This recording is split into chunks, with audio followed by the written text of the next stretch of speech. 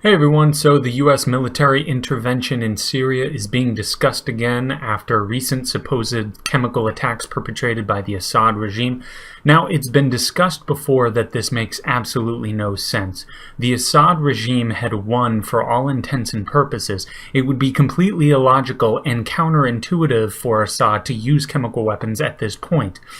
So that would simply draw the ire from the rest of the world and greatly increase the probability that a military response from the US would occur. This is not something Assad would want, so why would Assad risk such a thing, especially when his goal can easily be reached through more acceptable means to the rest of the world?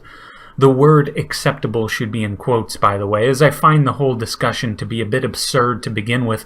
It's okay to spray a hail of bullets at a group of people, but not okay to expose them to nerve agents.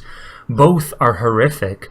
One may be marginally worse than the other, but is that volley of lead so much better than a gas cloud that we would give them a pass for it?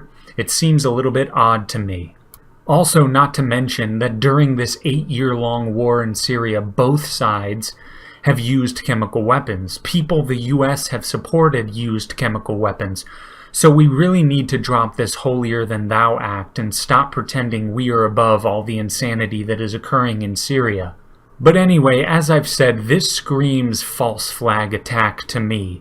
But I have a feeling that Trump is actually not in on it, and I'll say why. Trump has actually been talking before recently about getting out of Syria. He has stated that he wants to bring the troops home, and I feel that he would not be saying this if he knew there was going to be a false flag attack that would give the green light to furthering our military presence in Syria. Getting our military out of the countless conflicts it is involved in is a sentiment that can now be found among many different people with many differing political affiliations. For Trump to put that out in the ether, he can expect a lot of support. So if the ultimate plan was to have a false flag attack in order to keep our military there, I don't think Trump would have said these things. That being said, this is of course speculation on my part. These are not things that can be said with certainty. But as I've said, as far as Assad is concerned, I simply hope the Trump administration is wise enough to see this for what it is, a shady situation at best. And there is another small detail I want to mention. According to the US Constitution, Trump does not have the authority to go to war. And this is war. Don't kid yourself over this.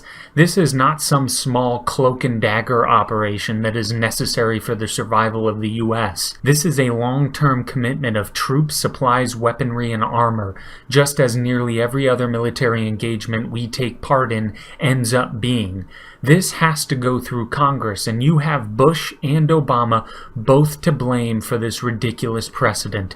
The office of the presidency has far too little oversight now when it comes to committing troops to regions all across the globe. The standard for entering into war needs to be far higher than a simple inkling the president may have.